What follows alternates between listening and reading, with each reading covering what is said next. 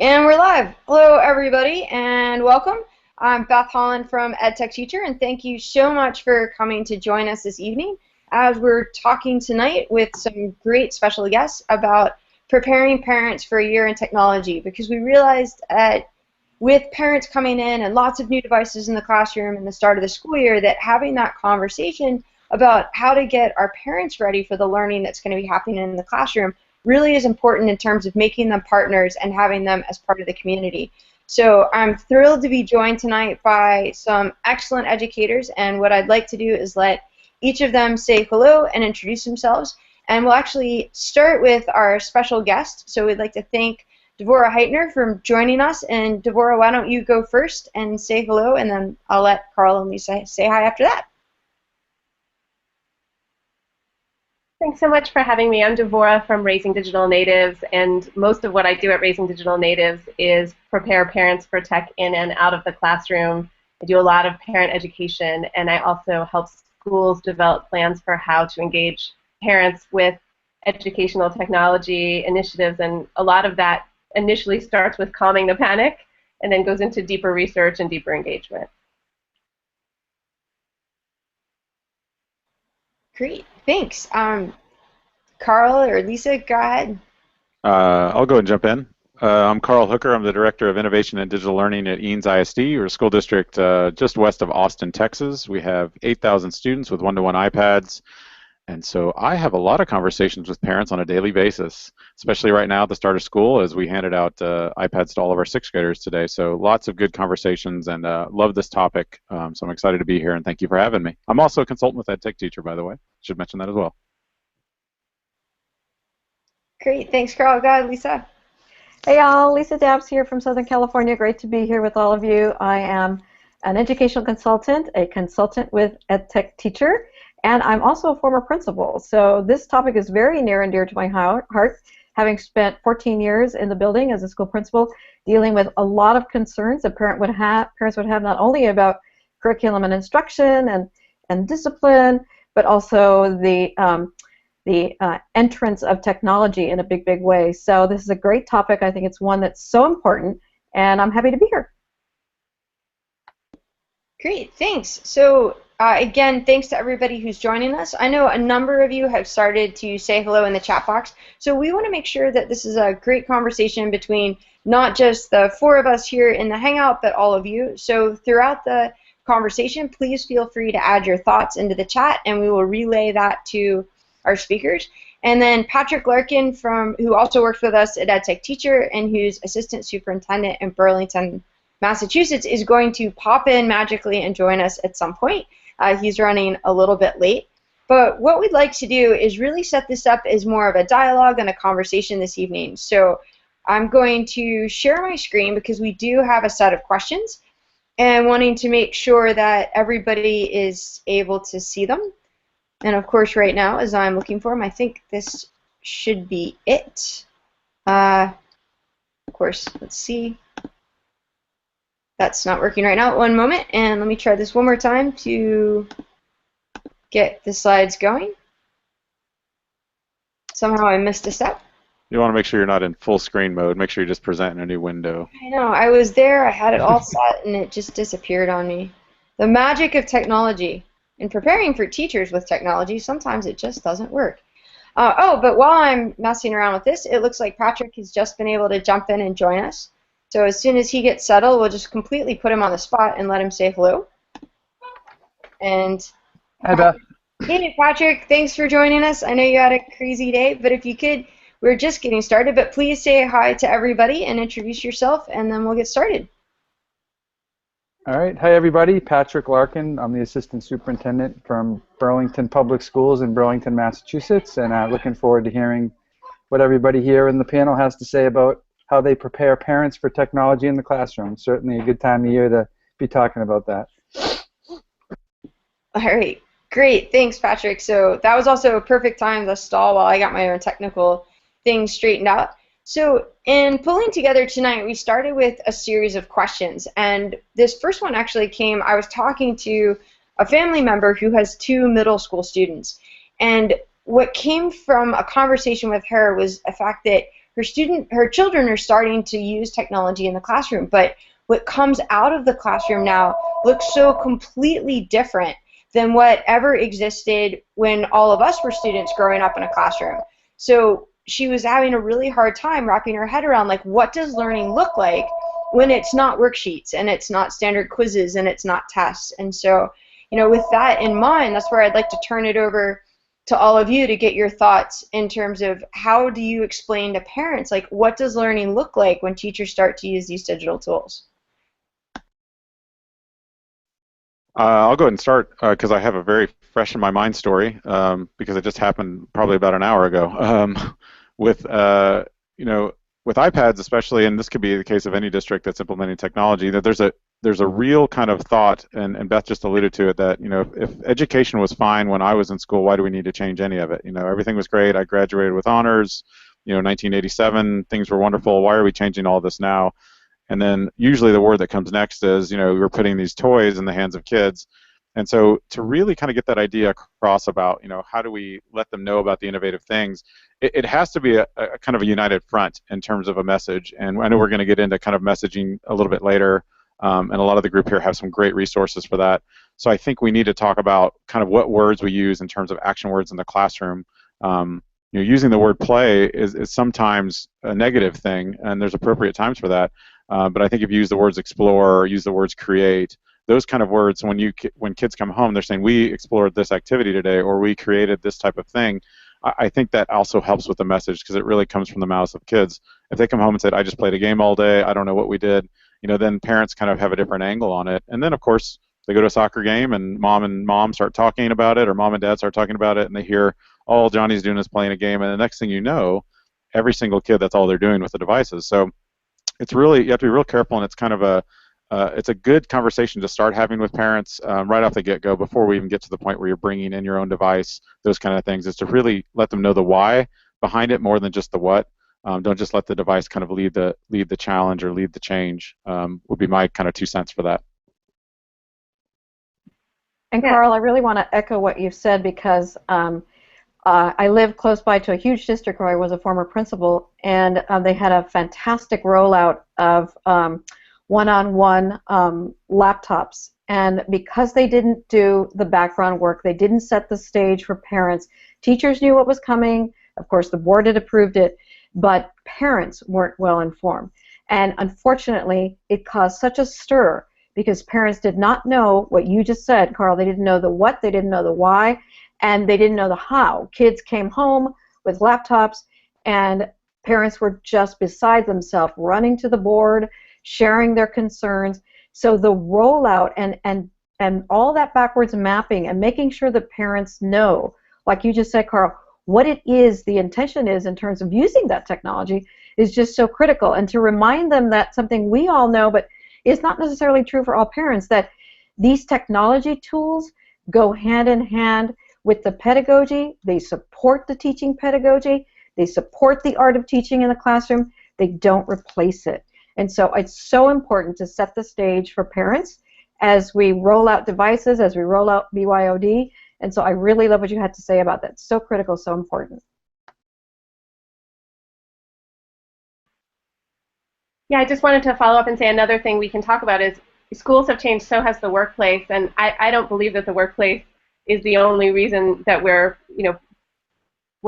teaching kids, but it helps parents a lot to think about the ways that the 21st century workplace is very different than the 20th century workplace, and that creation over consumption, for example, is great preparation, and learning to collaborate is great preparation. So looking at some of the skills that people like Tony Wagner and others talk about are really helpful. So if they say, well, why is my kid doing so much creation? Why are they designing something rather than just downloading facts from the teacher?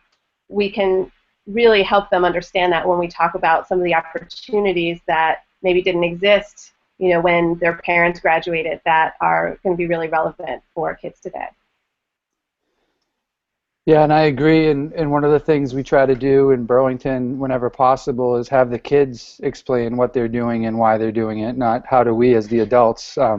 It's actually even better sometimes if the kids explain what they made and why they did it. And a lot of times for parents back to school night, they'll come into the classroom, and it's early in the first few weeks of the school year, and some of the teachers will already have created, the students would have created videos welcoming their parents into the classroom, showing them some of the tools they're going to use and showing them how it supports the learning. So, the kids always make a strong point, and the parents love seeing the kids in action. So I would encourage people to use their students as examples as well. Great.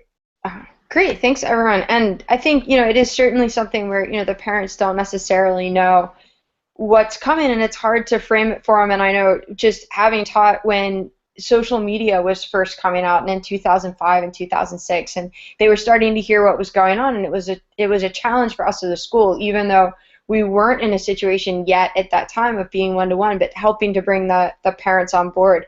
So with that in mind, the next question would really, as a follow-on to that, is, how do you support the ongoing communication with your parents and to let them know, what's going on in the classroom and where to find resources and, how to help them so that they can make some sense out of things.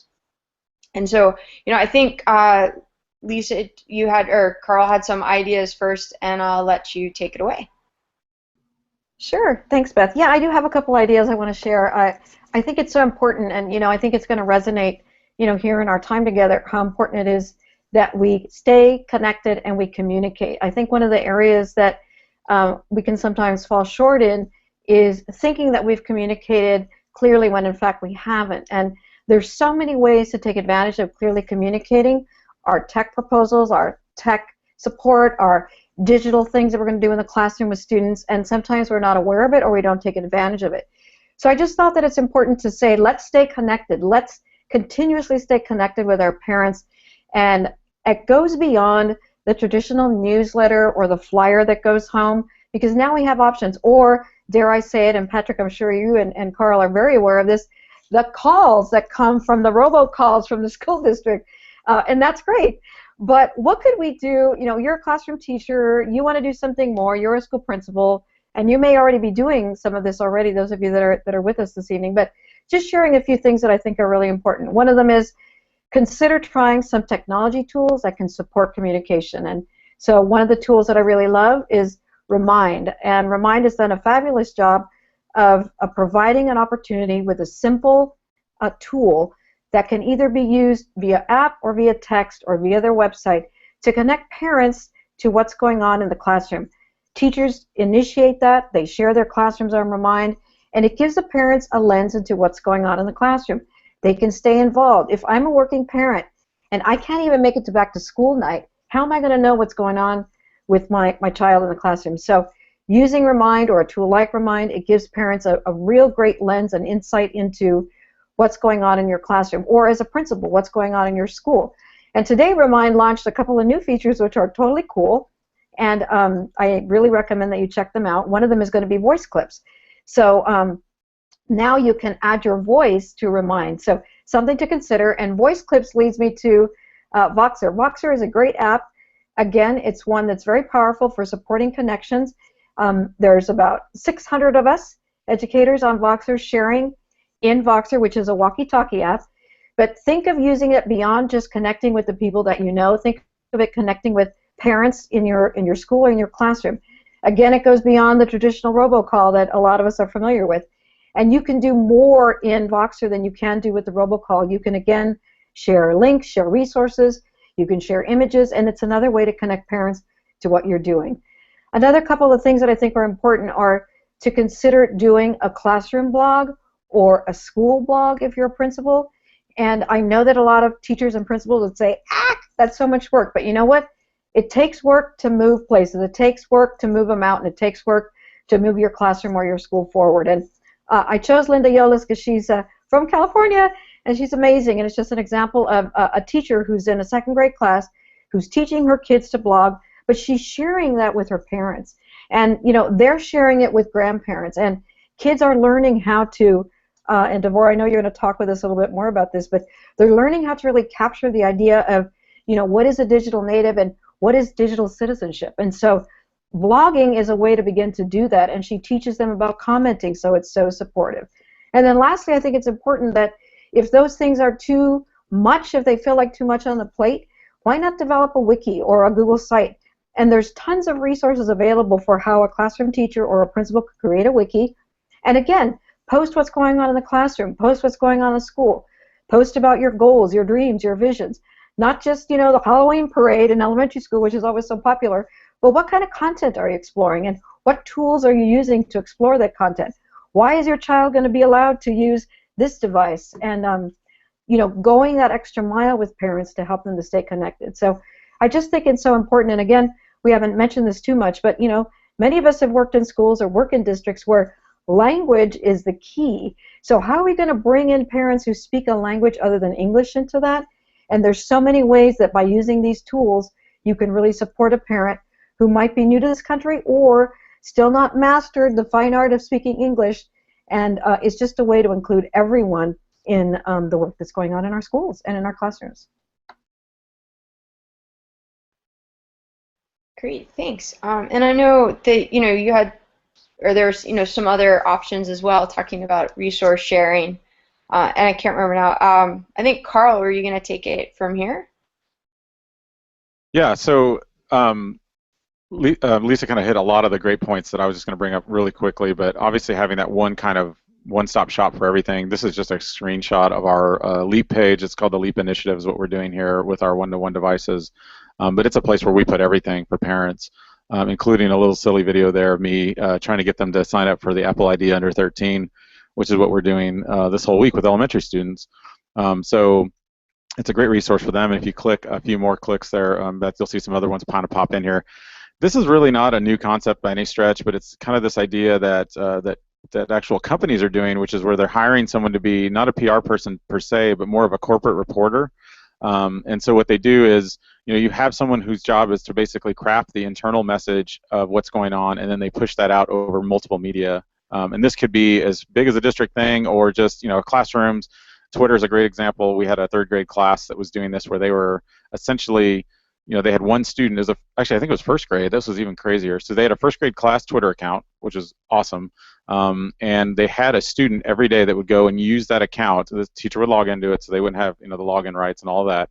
But the teacher would log into it and say, okay, your job is to summarize what happened in school today, what was learning like today. That way, when mom and dad pick up that kid, they aren't just saying, what most kids say, which is, what did you learn today? And the kids usually say, oh, nothing. They actually have that Twitter account where the mom and dad can get that alert and say, oh, I see today you studied X, Y, and Z, and it kind of initiates that conversation. And it's brief, 140 characters, but it gets them going, and so it kind of connects them in that way. And I really love that idea of students leading that. And then the last one I'll mention is Google Hangouts. I've started doing this a little bit with parents now, where we do office hours via Google Hangouts.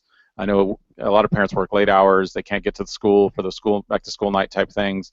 They have questions for me or general questions, so I'll hold office hours via Google Hangout and ask them to join via that route. Of course, I know that immediately eliminates pretty much any parent that doesn't have the technical ability to get on Google Hangout, so it's a little bit weighted in my advantage right now. But I see down the road that becoming a real powerful way to get us connected, especially when we're kind of living all these different lives in terms of getting to work and back and picking up our kids. Just giving them that opportunity to reach out. And then the great thing is with Hangouts, just like the one we're doing right now, is you can record it, post it, and so if there is an FAQ part of this, you can, instead of just writing them all down, you can actually have a live kind of Hangout recorded about questions that parents are asking in real time. So that's just an example of some things we've done here at Eanes. And I think, Devorah, you had some ideas about cheats for blogs too, which I think would be a powerful thing for teachers to hear. Oh, yeah. Yeah, just to make it a little easier, because just to make it a little easier, especially new in technology initiatives, teachers can be kind of overwhelmed already.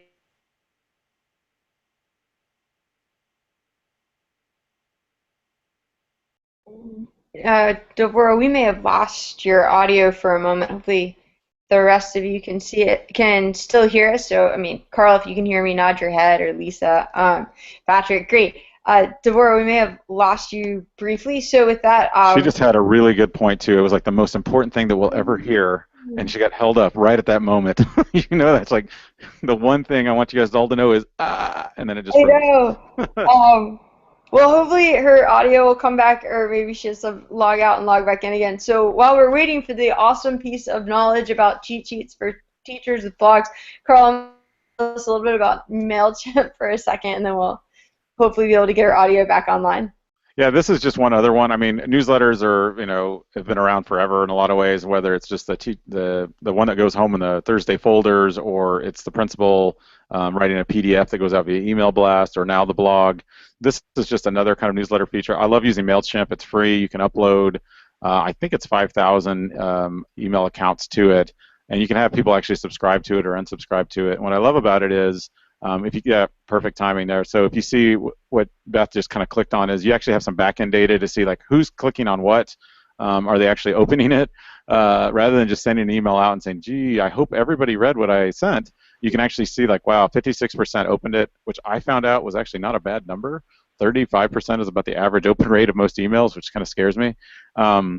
But then you can also see like what did they click on, what were their favorite links, and so it gives you some really good back-end data. So that's Mailchimp, just another service for classrooms, for principals, for anyone out there trying to get the message out to the community. So I use this for my digital parent gazette that I send out every month. Great, thanks, Carl. And it looks like Devorah is back. So Devorah, now we're hanging to wait for your advice. I'm just saying, if you can set teachers up for success, because it can be overwhelming, especially with new technology initiatives. Many teachers may be feeling like, not only did you want me to learn to use these tablets or these laptops, these new tools in my classroom, but you also want me to blog about it. That's a lot to ask. But if you set up an editorial calendar at the beginning of the year that sets people up for success, and really maybe each teacher only needs to write one post in the year, that's a great way to do a school-wide tech blog that features everyone's classroom, or you can do a grade level share. You can get students writing. I even got parents writing at one school for the tech blog, where I took a bunch of parents and teachers to visit a makerspace at another school, for a school that wanted to create a makerspace, and then I had a parent write the post about it because none of the teachers were jumping up and down to do it, and that was a great post. So getting some overall structure can make it a lot easier to do a blog than just saying to teachers at the beginning of the year, hey, you need to blog about your integration. Yeah. And actually, to piggyback on that, when I had my teachers first start blogging, instead I actually had the students do it, and I had a series of Google Forms, and we used that as like the graphic organizers forum. And so the middle schoolers knew that anything that happened, they could fill out the Google form, and then it automatically notified me, and I just updated our entire middle school blog. So at first we couldn't have every teacher doing it, but the kids were doing it, and then the parents started looking more and more to see if their kids had written anything. So, it's sports reports and field trip reports and cool things that somebody else did report, and whatever they wanted to write about, I said was fine, and it just gave them a way to do it. And then, the teachers started to do it more, and the parents started to get more engaged. So sometimes it might even be, instead of you having to do everything, to let the kids do it and to get them involved. But those were great, and I'm glad your audio came back so that you could share that with us. So within that, and I think when we start talking about blogging and we start talking about bringing students on board, it does raise a lot of questions about digital citizenship, and questions about, we had a challenge initially of how do you measure or address digital citizenship when it happens outside of school, and now there's questions about devices, whether it's a school device or a non-school device. How is social media impacting things? And so this would be a next question, and I think, Patrick, we're going to let you take the lead on this one from here, because I think you had some ideas from parents. We thought this was you. Oh, that's me, actually. Oh, that's you. Okay, sorry, Devorah. Go ahead. Take it away. So I've been doing a lot of research with parents, and some of the parent questions I get are, people are concerned because they feel like they don't know, and they're diving in off the deep end. So, for example, they're being told, oh, your kid is totally safe, and then someone comes in and says, well, my kid is actually surfing YouTube in class, or they are savvy enough to get around the school controls, which of course I always say to them, well, you have a really smart kid and they're going to do great things in life. So before we get too worried about them, we should be happy that they're figuring this stuff out. But it is also important for schools to acknowledge parent concerns, and a really important thing to do is to just do some research, especially if you are changing your policy. Say you decide to do a bring your own device policy, do some research, find out. Parents do know, they do have some intel on what's going on, and they also have a different kind of access to their children and their children's devices, more than it would be appropriate for schools to have. So, for example, parents told me stories about Edmodo becoming a very out-of-control space at some of the schools I've worked with, where kids were being quite mean to each other, and that ideally should be a school-moderated space, right? I always pitch to parents that a school blog or Edmodo or any kind of community in school is the ideal training wheels for the big bad world of social media, because it is a moderated, safe space where you're accountable to people you actually know, in real life. That's an ideal beginning for the beginning of your social communication digitally, but it's not ideal if it's set up in a space where the teacher is ignoring it. So we want to make sure that we do moderate those spaces, and if that's creating a huge amount of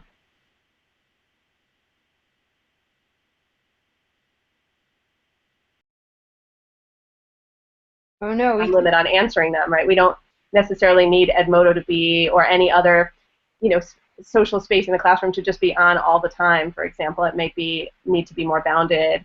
Another just example that parents gave me were orientations not addressing digital citizenship at all in schools that are either one-to-one or a high level of tech integration or allow bring your own device. And I just think that's a mistake. I think always, if you have a captive audience, like you require middle school orientation, that is a great time to talk about, well, this is our cell phone policy, and this is how we're thinking about social media. And by the way, this is how we handle kids having negative interactions outside of school and social media, really proactively addressing that. Missing those opportunities at an orientation is a real miss, because I do digital citizenship speaking, but your attendance, at your orientation is going to be far higher. The parents who come out to hear about digital citizenship are possibly your already most involved parents, right? It's not going to be everyone at your school, but if you require any event, then that's your chance to really speak about what you're hoping for in the digital citizenship arena, and what your policies are.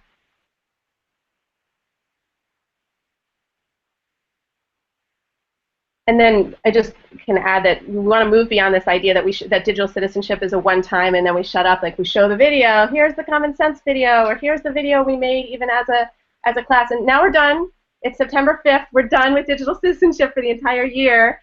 We're cool. We've covered it, right? We really want to get away from that approach and think about, how does it integrate into the curriculum? How does it integrate into the blog comment policy? How can we be talking about privacy in social studies class? How can we talk about copyright in an art class, right? How can we really integrate our ideas about digital citizenship and debate about what constitutes civil discourse in digital life, and debates about privacy into the curriculum? So I'm not even suggesting we want to have a hard line about everything that that hopefully the kids are involved, especially as they get older, in co-creating some of this policy, but teachers really need excellent professional development and concrete suggestions about how to integrate it into the curriculum. Otherwise, digital citizenship becomes a box that they check at the beginning of the year, and it doesn't come back until there's an incident, and that by then it's late in the game. The one other thing I'll say is we do need to also teach repair as part of digital citizenship. I think we get very focused on prevention, and we need to figure out what to do once something bad has happened, because inevitably people will offend one another, even unintentionally, as we've all experienced in even our professional lives. We've been involved in a Twitter chat or gotten an email that maybe rubbed us the wrong way, as the sort of mildest form of digital irritation, and we have to find a way to move forward from that. We can't let those kinds of situations, end relationships, end friendships, kick kids out of school. We can't take away devices that we've just sold the entire community are really central to learning. We can't have taking away the device be the first thing we go to all the time. So really getting schools to think about proactive, productive solutions and engaging students and parents as well in those solutions, and thinking of digital citizenship as something that's part of technology integration all year long, not just like a box we check at the beginning of the year or one video that we show.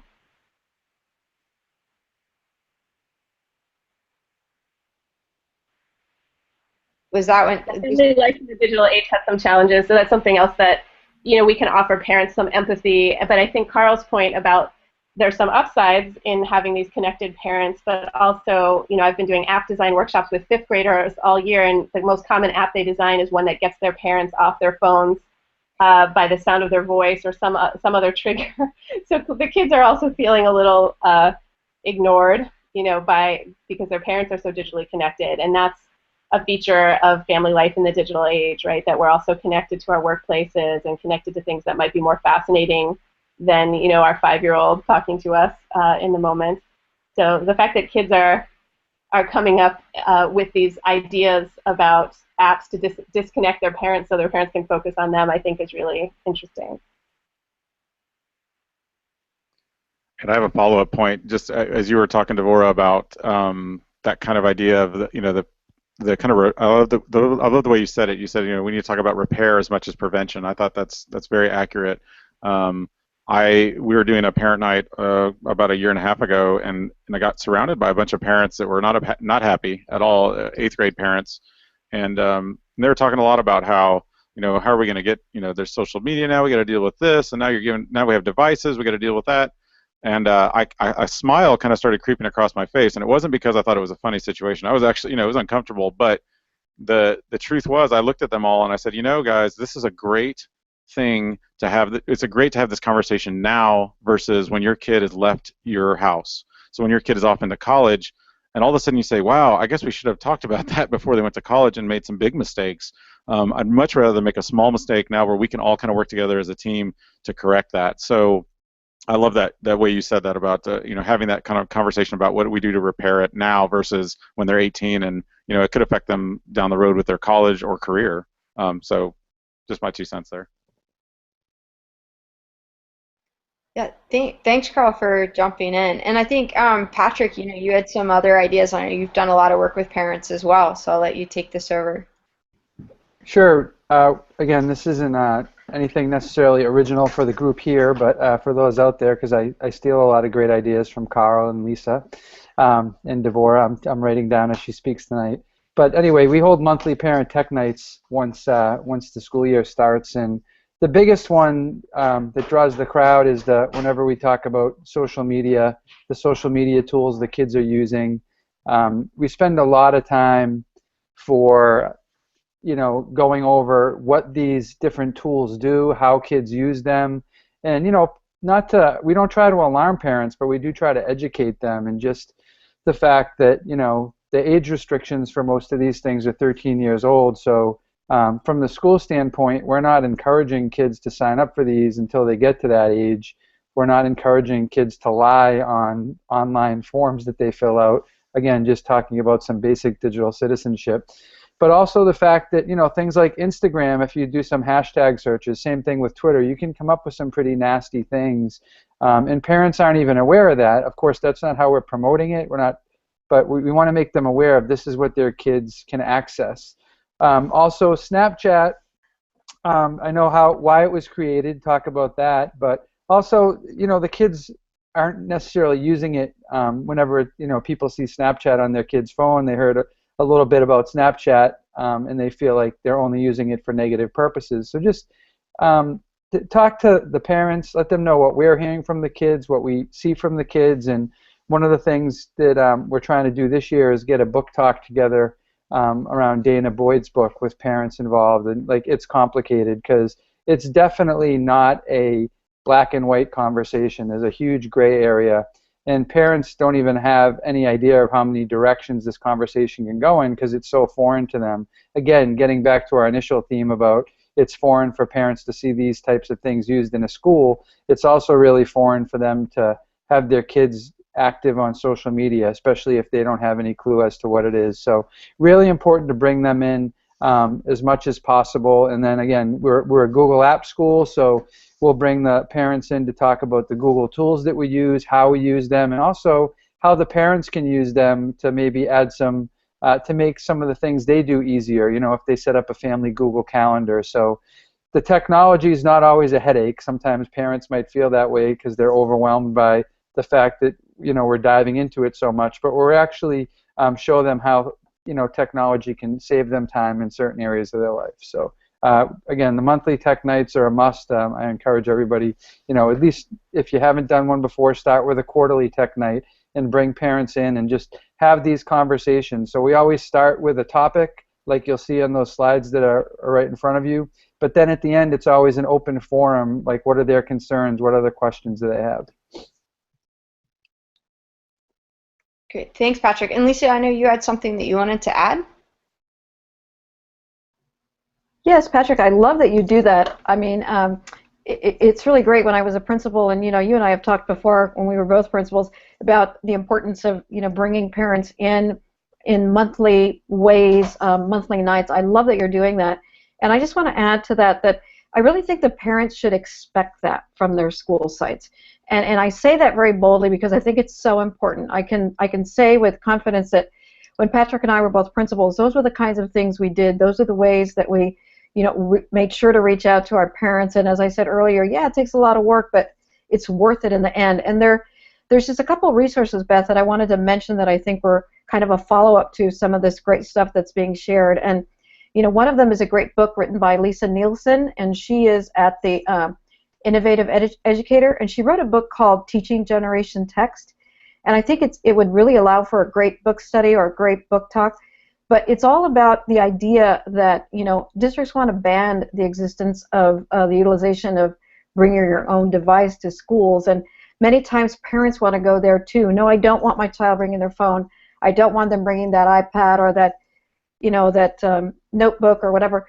But when we give parents the resources, and in this case it would be a book, where they can actually read the book, see the book, discuss the book, it gives them, again, a lens, a better way to have an understanding about why it is that we want to move with our students in that direction. For parents that are really tech savvy, it's a no-brainer. But what about the majority of parents or parents that aren't comfortable with that? So having some resources that parents can use, like Lisa Nielsen's book, are just amazing.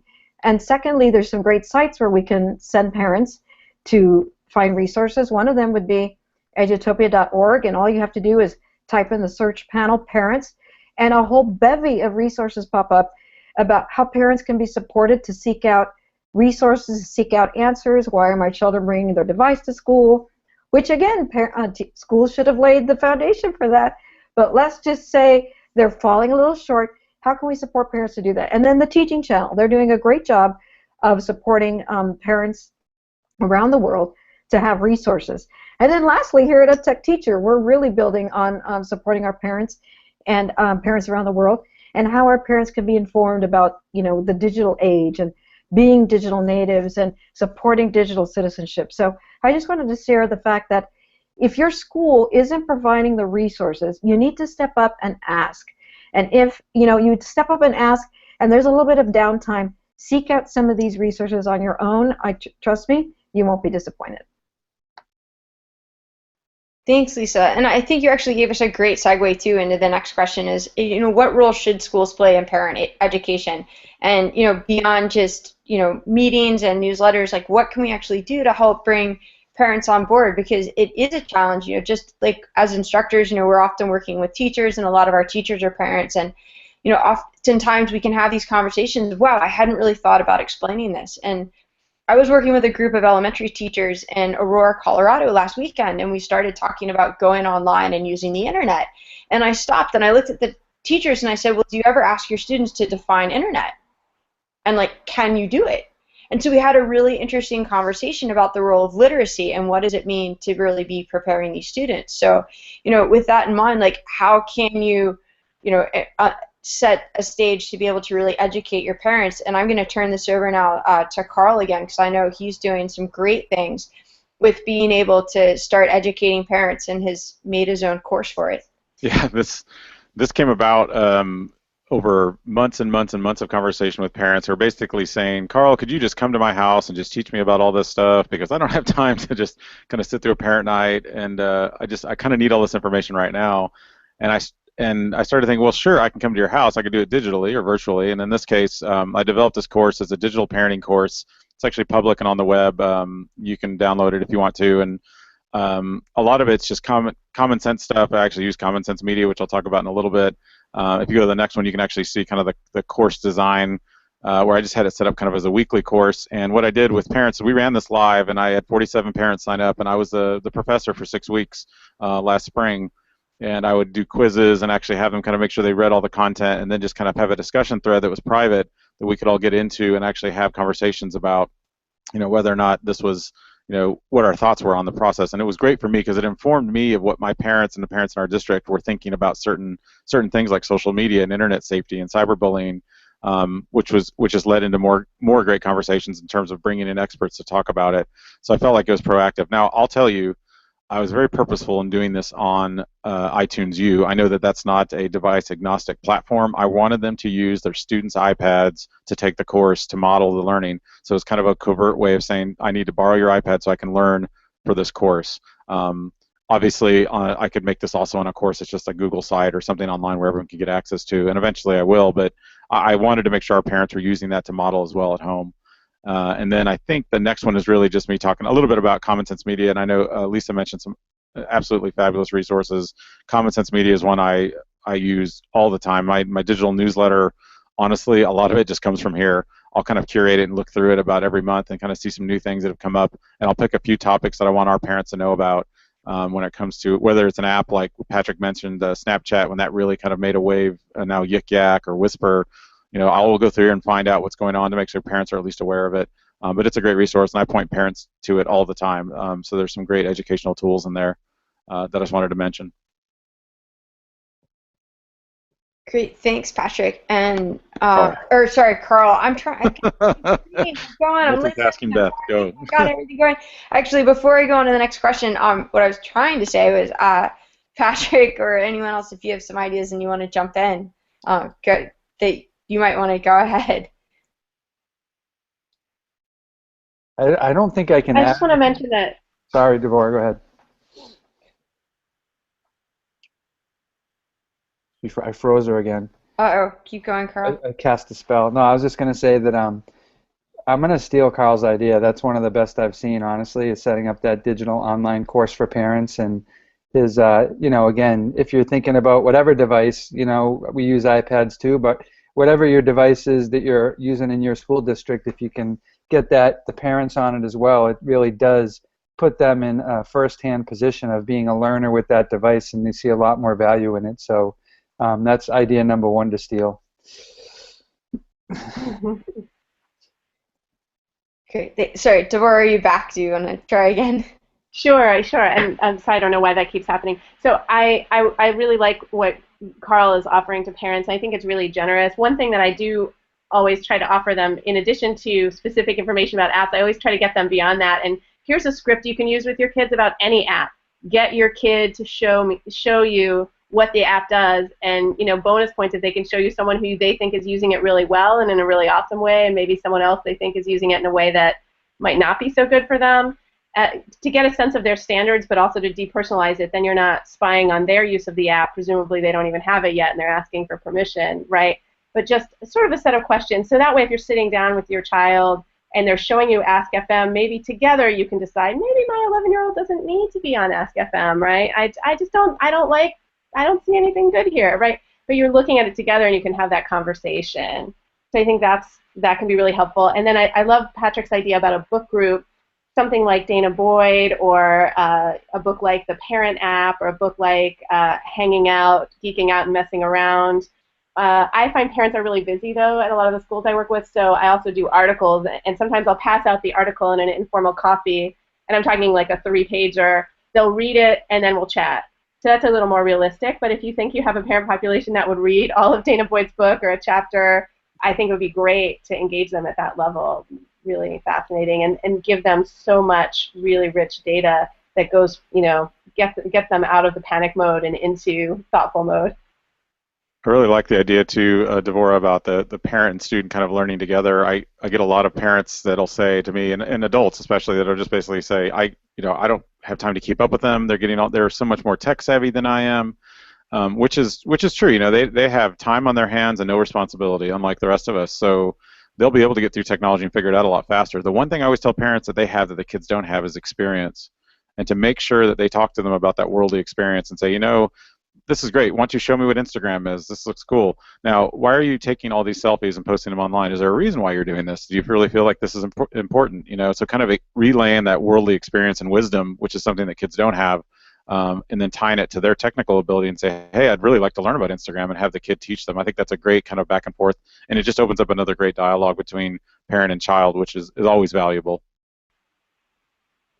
And I just to follow on to that, and I'll try and use it as a bit of a segue. There was a great article that Angela Mayers wrote, and I'll try and find it in a moment, where she talks about how our kids today are tech comfy, but they're not necessarily tech savvy, and so they do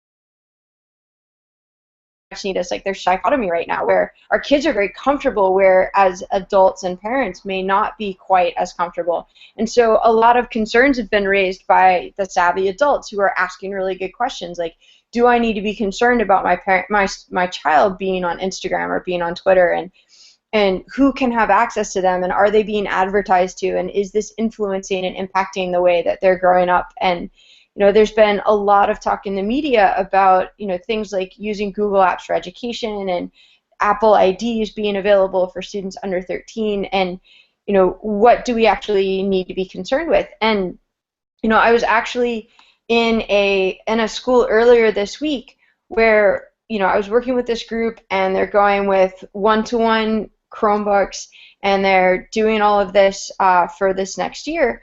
And what ended up happening is, as a reaction to these concerns about privacy and about data mining, the district has gone through, and instead of allowing the students to be identified like as themselves, they've come up with a new naming system where it's like a couple letters of a last name and a middle initial and like a street address or something, and it was designed to protect the kids. The teachers are now all saying, well, hang on a second, how am I supposed to keep track of 130 students that, based on these crazy naming systems if we can't do it? And so it was really about, the parents who might be savvy in asking these questions, the kids are being comfortable and trying to find that balance in the middle. So, if you have some ideas in terms of, how to start addressing that, with all of these things that are going on. And I think, again, I'm not sure if this was, whose slide this was that wants to go ahead and begin, but it's definitely, I think, a concern and something to start to talk to parents about.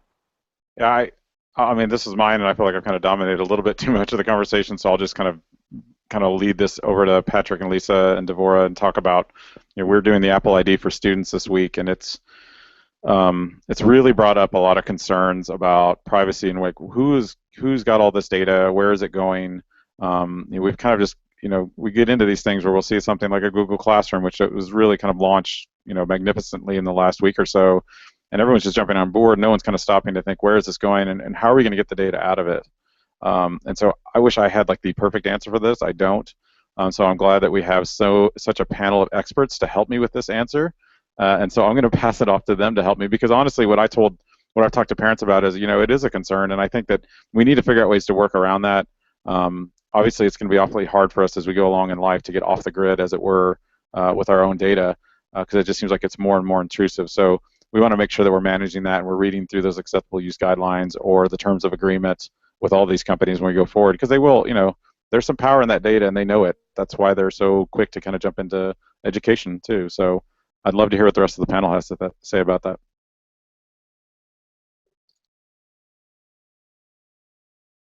I'm going to pick on Patrick and have him talk because he had a really good answer a couple months ago. Now I'm supposed to remember it. You're eloquent. No, I'm supposed to remember my answer.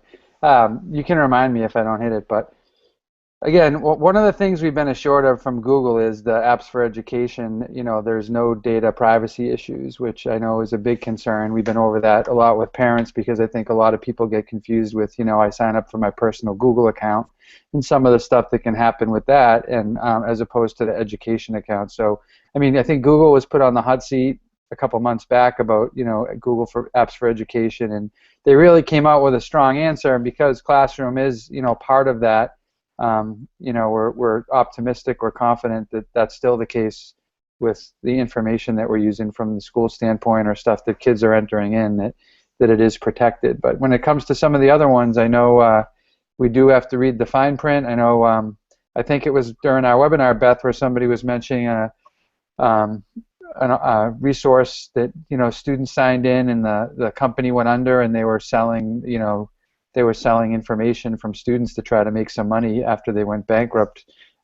So again, I think we have to be prepared for these questions. I think it's actually a good sign in our communities if parents are starting to ask these questions, because it means they're starting to become savvier about this technology. So if we're not prepared, it's our fault. But we do have to ask the questions to the companies that we're dealing with, and as people alluded to, the type of information that we're using to kind of track kids ourselves internally, we have to be careful that if it does get out, is it something that's going to give away information that we wouldn't want about our kids. So what did I say before, Beth? Remind me.